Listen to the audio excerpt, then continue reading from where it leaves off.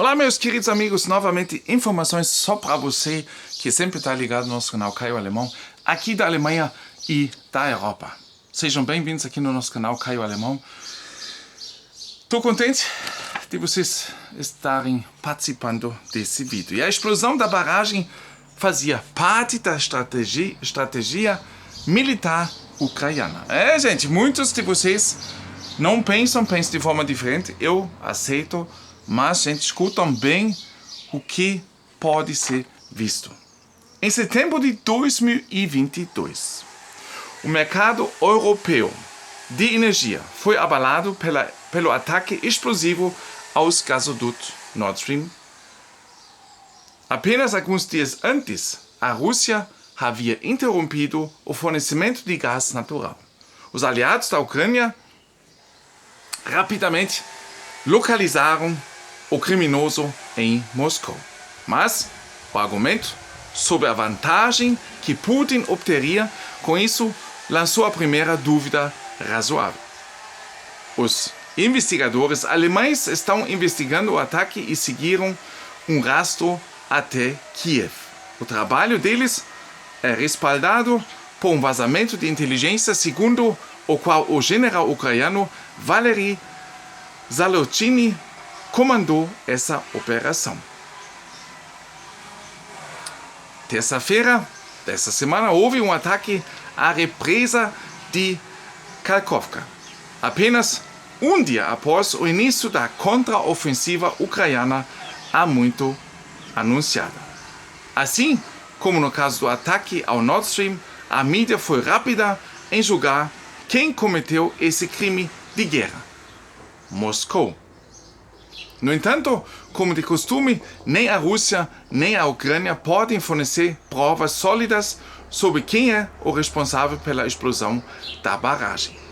Enquanto o presidente ucraniano Zelensky acusa a Rússia de terror, o Kremlin, por sua vez, acusou o governo de Kiev de ter provocado a sabotagem. Muitas das informações, isso todos nós sabemos, sobre a guerra na Ucrânia não podem ser verificadas de forma independente. Em 29 de dezembro de 2022, o Washington Post relatou uma conversa com o Major General ucraniano Andrei Kowalczuk. Ele havia sido encarregado da contraofensiva em torno de Kherson em novembro. Ele explicou que a vanguarda russa poderia ficar sem suprimentos ao causar uma inundação da área. Naquela época, ele já falou isso. O rio Dnipro, onde está localizado a represa, é um dos rios mais importantes da Ucrânia. Com uma extensão de cerca de 2.285 km, é o rio mais longo e que atravessa a Ucrânia e Belarus. Em termos da guerra à Ucrânia e das atividades militares, há também aspectos estratégicos relacionados ao rio.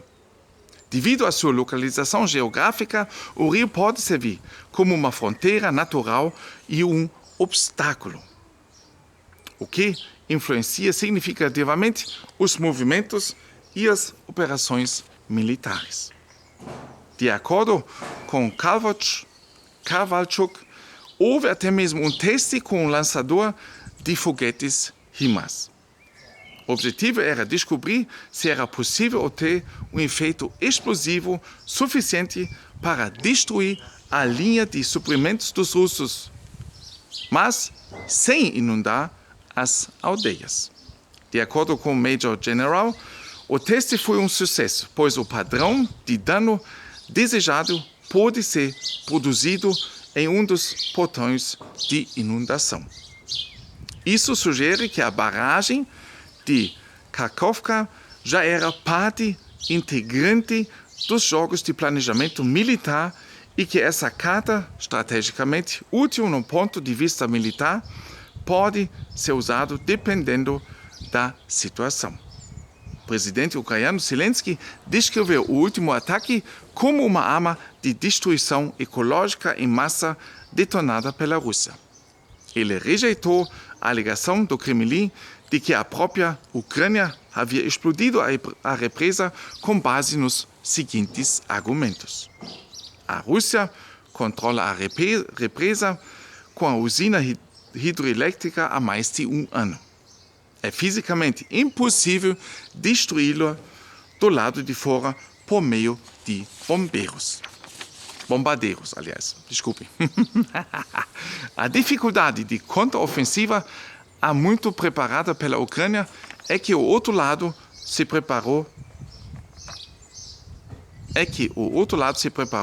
para ela cavando posições defensivas e minerando a represa. Portanto, a Ucrânia e seus aliados deviam estar cientes de que tal empreendimento só seria possível com uma perda considerável de homens e materiais. No entanto, é importante mostrar sucesso ao derrotar a guerra de agressão russa para garantir o apoio contínuo dos aliados. Lógico, né? Porque quanto mais tempo passa, mais a gente fica, exausto de receber notícias, de imagens, e os governos apoiadores não conseguem mais ganhar a força do seu próprio povo, ou a ajuda, o apoio, né? E, para isso, logicamente, sempre de novo tem que acontecer alguma coisa para novamente levantar esse pensamento de, não, nós vamos até o fim, nós vamos ajudar, etc, etc. Mais um pensamento, né? Na segunda-feira, ouviu-se de Moscou que a contraofensiva ucraniana havia fracassado, sem nenhuma evidência concreta. Em resposta, especialistas militares ocidentais reconheceram que uma contraofensiva estratégica leva dias, se não semanas, para se desenvolver. Supondo que uma primeira fase fracassada de contraofensiva tenha sido adicionada à resistência significativa esperada, os estrategistas militares ucranianos podem ter aconselhado a explosão da represa de Kakhovka para colocar em jogo uma nova incógnita. O lado ucraniano teria várias vantagens com isso, de acordo com relatos da mídia. As posições de defesa cuidadosamente construídas no lado russo serão inundadas, o que poderia facilitar a contraofensiva. Além disso, a usina nuclear de Zaporizhzhia, que depende da água de resfriamento do reservatório. Idealmente, as capacidades de água de resfriamento existentes devem durar vários meses. No entanto, a ameaça de um acidente poderia forçar as tropas russas a abandonar suas posições defensivas na proximidade da usina nuclear. A Agência Internacional de Energia Atômica já pediu à Rússia que abandone a ocupação da usina nuclear para que os técnicos possam garantir que não ocorra nenhum acidente. O governo ucraniano pode continuar a contar com o apoio de seus aliados diante de um novo crime de guerra cometido por Moscou. Como consequência desse evento, o presidente ucraniano já pediu uma defesa vigorosa e conjunta da Europa contra a Rússia. O especialista militar Gustav Gressel, por sua vez, diz que a explosão foi uma reação de pânico por parte da Rússia. Ele ressalta que já havia sido relatado em novembro que a represa havia sido minada pelos russos, razão pela qual ele está convencido essa foi uma explosão russa. Ele chega à conclusão de que deve ter sido uma reação de pânico, pois a explosão não traz nenhum benefício militar para a Rússia. No momento, a Ucrânia está atacando muito a leste, o que é relativamente distante do Oblast de Kherson, devido à baixa capacidade anfíbia. A Ucrânia só poderia realizar um ataque através do rio como um ataque de alívio se as forças convencionais já estivessem lutando no Oblast de Kherson. Portanto, não se espera que os ucranianos façam travessias anfíbias do rio por pelo menos mais um mês. Se a explosão for ordenada por Moscou, foi por um único motivo, disse o especialista Geisel. Putin não pode ter a Ucrânia. Agora, ele precisa ser quebrado. Ela precisa ser quebrada. Quer dizer, ele vê nisso uma coisa assim que a Rússia vê que não vai poder dominar a Ucrânia, então vai tentar destruí-la.